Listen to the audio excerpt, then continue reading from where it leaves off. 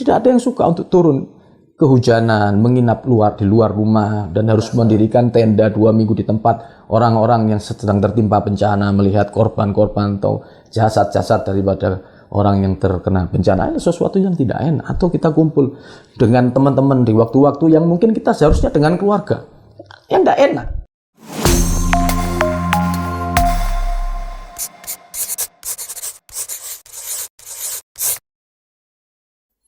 Bismillahirrahmanirrahim. Assalamualaikum warahmatullahi wabarakatuh.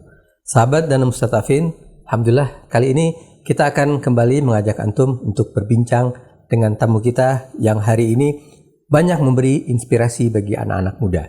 Ketika anak-anak muda sekarang, mereka sibuk dengan diri mereka masing-masing. Mereka antisosial. Mereka tidak mau bergaul, tidak mau bermain. Artinya mereka lebih banyak hidup dengan dunia mereka sendiri. Tapi di saat seperti itu ada seorang anak muda yang begitu aktif dalam membangun masyarakat, membantu masyarakat, dan lain sebagainya. Nah, saya tidak ingin menceritakan sekarang apa saja aktivitasnya, tapi kita akan mengorek bersama-sama. Ya, telah hadir bersama saya Bang Abbas. Apa kabar Bang Abbas? Alhamdulillah sehat Ustaz. Masya Allah, ini sebuah kebahagiaan buat Dana Mustadafin antum bisa datang ke sini. Ya Allah, saya yang merasa terhormat Ustaz diundang Ustaz. Terima kasih. Nih Bang Abbas ini sebagai inspirator bagi anak-anak muda. Ketika anak-anak muda sekarang ini tidak mau bersosial, tapi justru Bang Abbas ini mengajak anak-anak muda untuk aktif berkhidmat untuk masyarakat. Nah, kira-kira apa motivasi Bang Abbas ini kok mau terjun ke dunia semacam ini? Mungkin bisa diceritakan. Bismillahirrahmanirrahim. Pertama saya ucapkan terima kasih yang banyak atas prasangka baiknya Ustadz pada saya terkait masalah apa yang menjadi perbincangan kita di acara ini.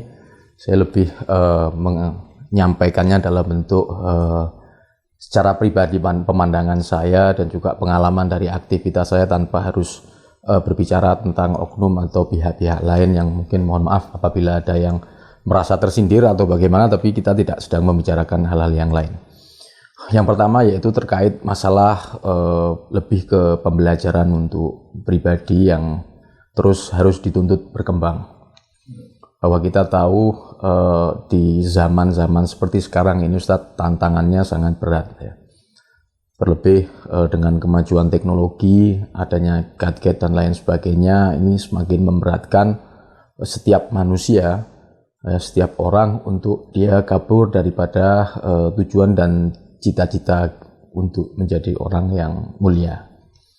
Dan dalam hemat saya melihat bahwa segala sesuatu manusia itu bukan diukur daripada prestasi dia di sekolah, prestasi bagaimana dia kemudian memenangkan satu kompetisi yang sifatnya resmi atau non-resmi, akan tetapi lebih pada prioritas dia atau membangun satu skala aspek edar dan kegiatannya pada hal-hal yang berada dalam ruang lingkup kebaikan. Karena nilai seseorang itu ditentukan dan akan menjadi satu sudut pandang yang nyata ketika dia berada dalam koridor kebaikan. Bermanfaat untuk masyarakat banyak. Bermanfaat untuk masyarakat banyak, itu tentunya seperti itu ya kan.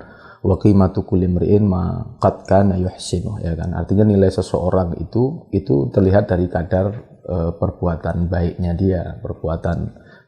dia, itu yang kemudian menjadi satu motivasi pertama untuk Al-Fakir berbuat dan menjadikan satu program prioritas itu di ranah sosial.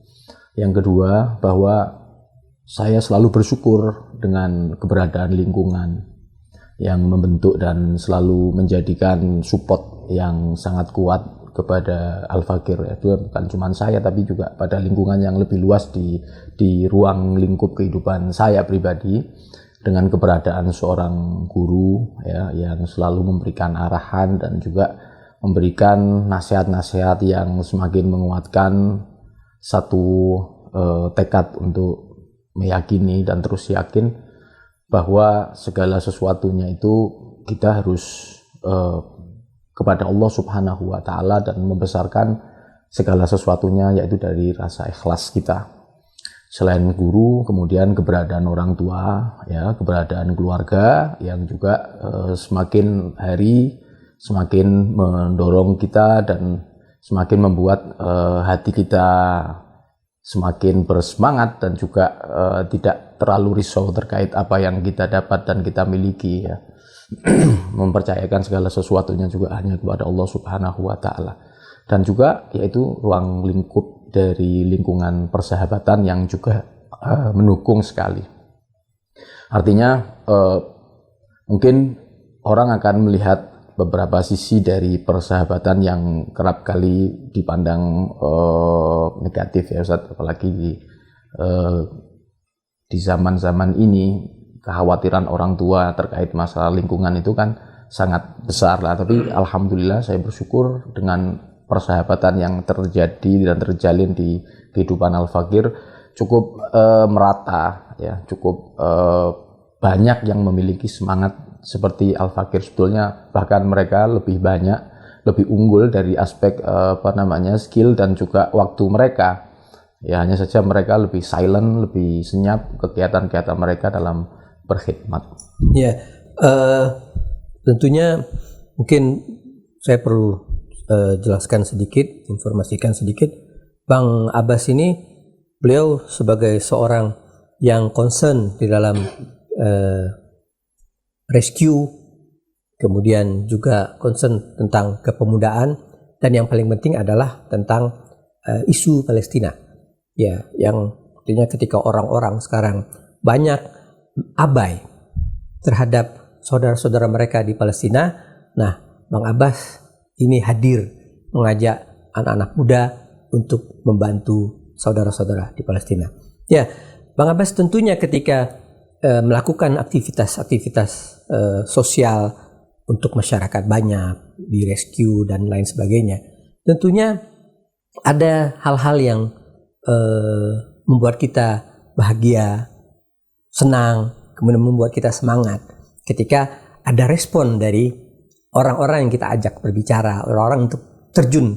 Tapi ada juga sebaliknya yang membuat kita itu mungkin marah, membuat kita kemudian kesal, atau juga mungkin menurunkan semangat kita ketika kita mengajak mereka, ini mereka enggan, malah kemudian mencaci atau mencerca kita dengan berbagai macam alasan. Nah, mungkin antum bisa ceritakan yang hal-hal yang positif ketika antum mengajak dan hal-hal yang negatif. Mungkin yang negatif dulu ya, karena positif.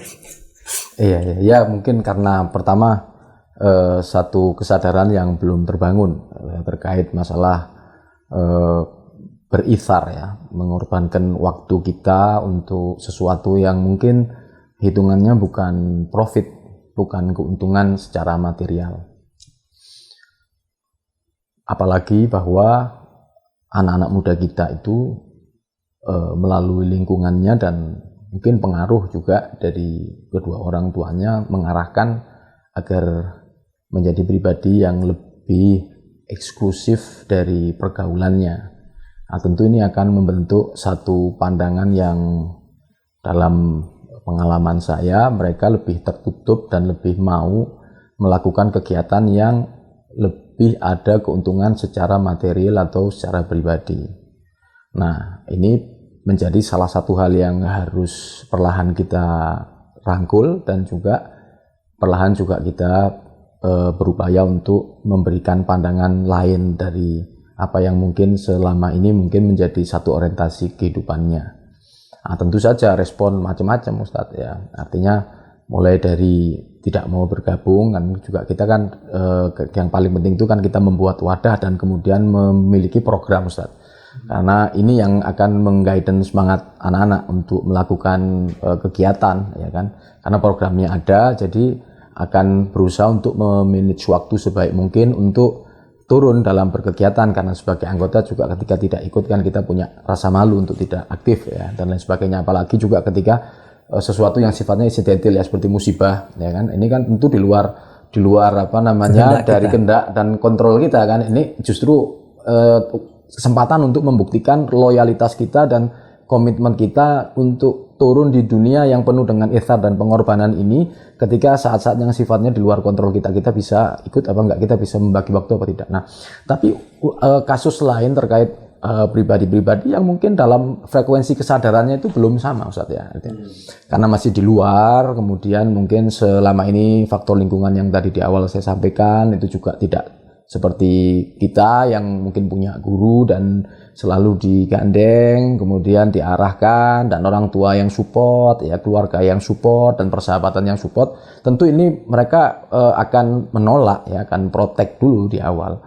Namun tidak semuanya seperti itu. Artinya awalnya memang keberadaannya mungkin karena dia ngerasa biasanya saya berada di satu kebiasaan yang tidak tertuntut untuk seperti relawan, ya kan, tidak tertuntut untuk kemudian di tengah-tengah waktu santai atau istirahat saya harus turun ke jalan panas-panas untuk menyuarakan suara kemanusiaan tentang Palestina, atau mungkin kemudian harus mengikuti kegiatan anak muda yang mungkin tidak seperti anak-anak muda yang di luar khusus, ya kan. Artinya anak muda kok acaranya pun seperti ini, kok mengapa harus begini, harus di yayasan, kemudian juga sekalian naik gunung kehujanan dan basah-basahan, kotor semua, ya kan.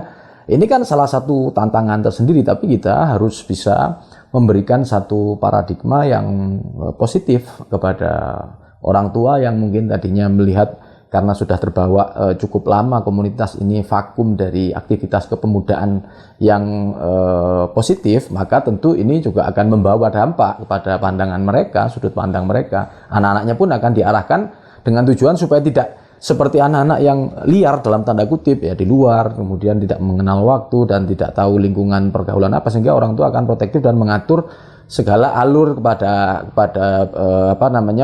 jadwal anak-anaknya, pasti seperti itu. Tapi perlahan kita justru beradaptasi dengan masalah dan kemudian kita mengadopsi dari pola-pola yang mungkin beragam yang menjadi tentu saja menjadi hambatan bagi organisasi atau wadah kita bergerak. Untuk apa? Perlahan kita meyakinkan bahwa apa yang sedang kita lakukan adalah proyek yang sejatinya menjadikan pribadi dari anak-anak ini semakin kuat. Ya, artinya semakin kuat itu mereka memiliki satu daya juang, ketahanan, kesabaran, ya, karena saya melihat dari semua kegiatan ini, khususnya di dunia rescue misalnya ya, atau terhadap perhatian kita terhadap Palestina, itu sesuatu yang sangat berat dan menjemukan sekali, tentu menuntut ekstra kesabaran dan ketahanan daripada emosi dari seseorang, apalagi anak muda yang mudah meledak, mudah marah, gemar untuk mengkritik, ya kan, tidak mau sebelum mencoba, ya kan, artinya seperti itu. Jadi dengan masalah, ya, dengan kritikan, justru kita mencoba untuk mengkreasikannya sebagai peluang, tantangan yang menjadikan mereka itu justru bergabung dengan kita. Meskipun juga banyak juga yang tetap sampai akhir tidak terlibat atau tidak mau bergabung, tapi itu bukan hadaf atau tujuan dari kita, bukan taklif kita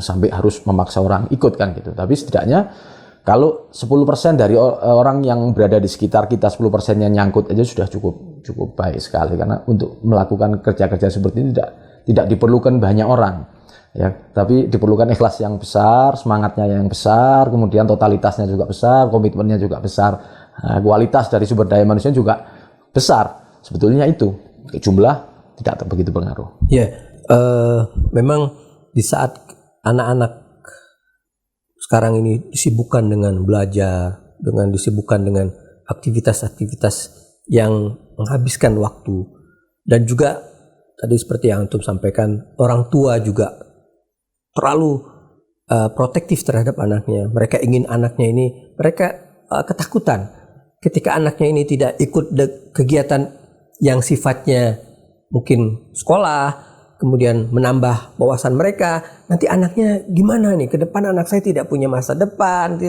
Ya, tapi ternyata dengan hadirnya anak-anak muda ini, pemuda-pemuda ini hadir bermanfaat untuk masyarakat, disitulah mereka diajarkan untuk bagaimana sih mereka ini bermanfaat untuk masyarakat. Nah, tentunya Bang Abbas, ketika anak-anak ini sudah masuk dalam sebuah komunitas ini, pastinya kan kita ingin merawat anak-anak ini supaya semangatnya, keinginannya untuk tetap berkhidmat untuk masyarakat itu semakin kuat atau minimal tetap. Nah, itu bagaimana cara antum merawat spirit anak-anak ini? Ya, kita membuat program-program yang sifatnya di awal itu dengan kegiatan yang santai, Ustaz. Artinya program-program yang tujuannya itu menyasar kepada soliditas dari anak-anak muda kita, yang dengan program ini terlihat tidak begitu formal. Artinya ada kegiatan-kegiatan untuk sesekali kita berjumpa, bertemu dengan kegiatan-kegiatan yang rutin. Nah, kita ada kumpulan-kumpulan beberapa ya, khususnya kita melakukan pendekatan dengan berolahraga, dengan melakukan sepak bola, kadang juga melakukan bulu tangkis ya, dan beberapa olahraga tertentu yang menjadi salah satu concern anak-anak asik di situ. Nah, di awal ini untuk menjaga satu keeratan atau emosional dari persahabatan yang kemudian akan kita bawa kepada arah yang lebih konkret terkait masalah khidmat atau pelayanan, itu memerlukan program-program di awal untuk menjadikan mereka itu satu frekuensi dan satu pemahaman dengan kita. Artinya ada pelatihan sebelumnya. Iya, tentu. Apalagi ketika kita bicara untuk SARS ya, namanya tenaga SARS itu harus memiliki keterampilan yang betul-betul mumpuni di bidang rescue. Otomatis ini akan memiliki satu filter seleksi ya, nggak semuanya juga bisa bergabung. Berbeda dengan ketika kita bicara dengan anak-anak muda yang sifatnya hanya ditemukan dengan perkumpulan, yaitu ahlul baitan misalnya, kemudian ya. Nah, itu karena memang ruang lingkupnya umum, menyangkut identitas dan kecenderungan untuk berkumpul dalam satu komunitas, maka ini tidak perlu filter yang begitu mulu-mulu, jadi porsinya tentu berbeda, Ustaz. Nah, dengan program-program seperti ini kemudian kita mampu mendeteksi dan menandai orang-orang yang betul-betul mereka bisa kita ajak ya kan kita tahu minat mereka, kemudian bisa diajak dan kesibukannya ya, bahkan kita melakukan pendekatan juga dari situ dengan orang tua mereka agar supaya anak-anaknya betul-betul bisa disupport untuk turun bersama kita. Ada pengalaman yang cukup bagus bahwasannya Al-Fakir ketika dipercaya untuk memegang organisasi yaitu kepemudaan di Ahlul Bait ini, Al-Fakir megang satu organisasi yang tidak memiliki keproduktifan dalam keanggotaan. Artinya ada wadah organisasi tapi keanggotaannya sangat sedikit dan hanya cuman ada di wilayah ibu kota, sementara di luar ibu kota tidak ada. Nah, namun tadi karena lingkungan itu ada, kemudian sistem itu juga diperbaiki perlahan dengan kita melakukan pendekatan ya, kita datang juga tidak sekali, beberapa kali, dan membangun komunikasi yang intens. Kemudian mulai berkembang, alhamdulillah, mulai dari awalnya sedikit tadi, sekarang sudah hampir 1.000 dari anggota kita ya kan. Nah, itu yang 1.000 itu anggota aktif atau ada yang aktif ada yang tidak aktif? Artinya anggota di dalam organisasi. Ya, artinya kan itu sudah menjadi hal yang umum ya. Artinya keaktifan itu bergantung daripada kehadiran mereka dalam berkegiatan. Tapi untuk menjadi anggota itu tidak selalu harus melakukan kegiatan atau berprogram bersama, tapi itu berproses untuk mengikat mereka menjadi satu bagian daripada kekeluargaan dalam organisasi. Nah, awalnya bahkan orang tua itu mengkritik, bahkan mengkritiknya itu pada dataran yang sudah kerana fikih gitu. Contohnya ketika kita mengadakan kegiatan naik gunung misalnya ya kan, ini event tahunan kita mengadakan itu selalu di atas 100 jumlahnya. Ya, bahkan yang terakhir di akhir tahun kemarin itu sudah 300 untuk mengikuti kita. Cukup produktif untuk menjaring anak-anak muda kita. Nah, di awal kita mengadakan, kemudian nanti dari guru-guru mengkritik, ini gimana lagi perempuan kumpul kok. Kemudian di satu momen ya kan mulai ke arah fikih. Kemudian kok ini kok bisa mereka orang joget-joget, nari-nari ya kan. Kok ini kok kemudian malam-malam anak laki anak perempuan kumpul di depan api unggun dan lain sebagainya. Ini satu hal yang menjadi kritikan-kritikan kepada kita. Tapi kita memberikan jawaban kepada mereka bahwa kegiatan kita memiliki kontrol dan dihadiri dengan orang-orang yang mumpuni di bidang fikih. Artinya kita tidak sembarangan untuk mengumpulkan anak-anak laki dengan perempuan yang tanpa pemisah, ya kan? Dan kemudian juga sekilas tahu dari media bahwa itu adalah joget-joget, padahal bukan. Itu adalah salah satu bentuk perlombaan, ya kan? Lakukan game-game atau lomba-lomba, ya kan? Dan kemudian juga karena sifatnya berkompetisi, maka ketika menang juga mereka akan merayakan kemenangannya, kan? Bukan kita sedang melakukan kompetisi menghafal Al-Quran atau kompetisi di hauzah yang ketika juara hanya dengan sholawat saja cukup untuk mewakili rasa bahagia dan gembira. Tapi ini adalah kegiatan yang sifatnya outdoor, kepramukaan, di mana-mana juga seperti itu. Justru malah aneh ketika kita melakukan kegiatan yang sifatnya outdoor dan kemudian kita menggunakan adab-adab hauzah di sini, kan tentu beda orang, beda kelas, kan gitu. Seperti itu, dan akhirnya sekarang diterima alhamdulillah dan cukup menjadi perhatian. Bahkan belum sampai akhir tahun yang bertanya tentang kegiatan untuk camping nasional ini tanggal berapa dan tempatnya di mana, itu sudah mulai berdatangan lewat chatting, lewat SMS, bahkan lewat DM yang ada di Instagram. Mereka akan bertanya seperti itu karena mereka sudah memiliki satu circle, gitu Ustaz. Bahwasanya di akhir tahun ada wadah yang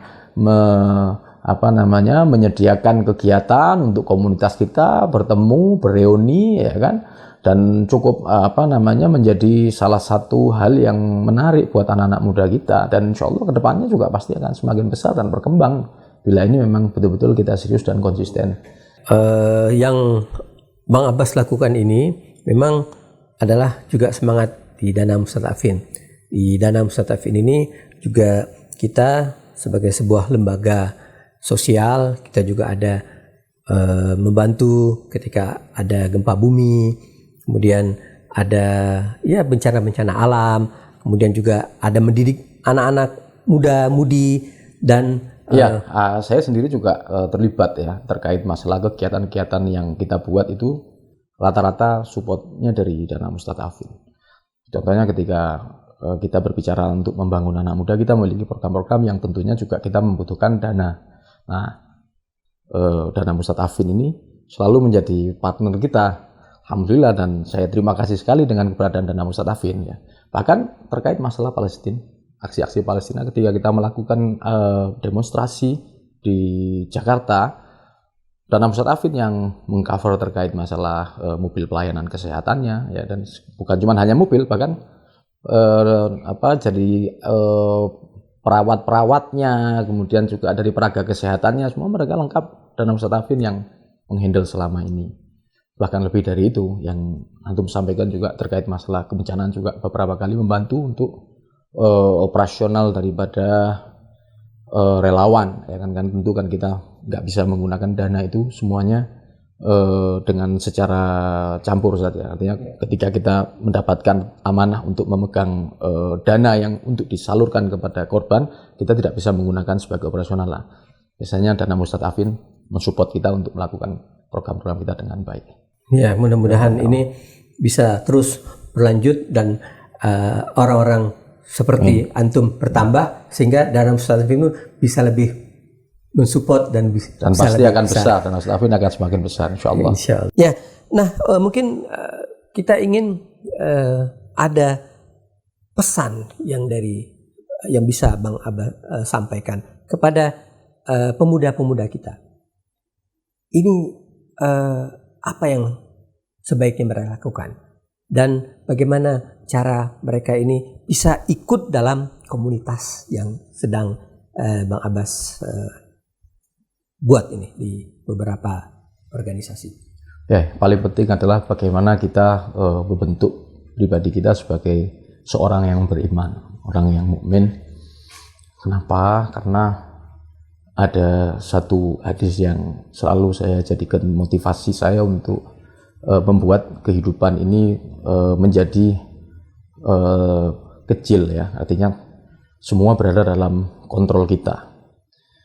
Bahwa seringkali masalah itu selalu diutarakan terkait masalah waktu, Ustaz. manajemen waktu. Nggak ada waktu saya belajar, saya kerja, saya punya anak, punya istri dan lain sebagainya. Saya sudah mempraktekannya, alhamdulillah, mudah-mudahan bisa terus mendapatkan taufik. Saya sebagai orang tua juga, pemuda juga, ya kan. Artinya anak saya juga punya, ya kan, keluarga juga ada, tanggung jawab untuk bekerja juga ada. Namun dengan satu hadis ini menjadi satu hal yang memudahkan kita untuk mencari solusi. Lil mu'min salathu sa'at. Mukmin itu pasti memiliki 3 waktu. Yang pertama yaitu fasa'atun yunaji fiha rabbah. Ada satu waktu yang memang harus kita sediakan dan kita atur untuk Tuhan, untuk sholat, untuk bermunajat kepada Allah Subhanahu wa Ta'ala, membangun spiritualitas kita di hadapan Allah. Yang kedua yaitu fasa'atun yarumu ma'asyah. Ada satu jam khusus waktu untuk kita mempertanggungjawabkan kehidupan kita untuk bekerja. 24 jam, enggak semuanya kita ambil untuk waktu bekerja. Artinya kan kalau kita ambil waktu normal di kantor 8 jam sampai 10 jam orang normalnya Ustadz ya, jam 8 sampai jam 4 sore lah, artinya seperti itu masih tersisa 16 jam yang mungkin bisa kita manfaatkan. Dan yang terakhir ini yang menjadikan satu hal yang perlu dicatat dan mudah-mudahan anak-anak muda kita bisa menyerapnya dengan baik, yaitu fasa'atun yukhalli baina nafsihi wa ladzatiha fima yahillu wa yajmul. Ada satu waktu yang sangat penting dan begitu berpengaruh untuk kiprah kita di tengah sosial. Artinya waktu yang memang harus kita pakai untuk memisahkan diri kita dari kesenangan kita. Kesenangan ini Ustadz yang menjadi poinnya ya. Kesenangan kita memisahkan diri dari satu yang kita anggap sebagai sesuatu yang bergembira atau senang-senang saja di waktu tersebut, ya kan? Fima yahillu wa yajmul, artinya terhadap sesuatu yang di situ diperbolehkan sama Allah, dihalalkan, dan juga wa yajmul, membuat diri kita itu semakin indah, ya. Ini yang menjadi satu hal yang harus setiap orang itu dia mengerti terkait masalah ini. Karena pribadi beriman bukan pribadi selainnya.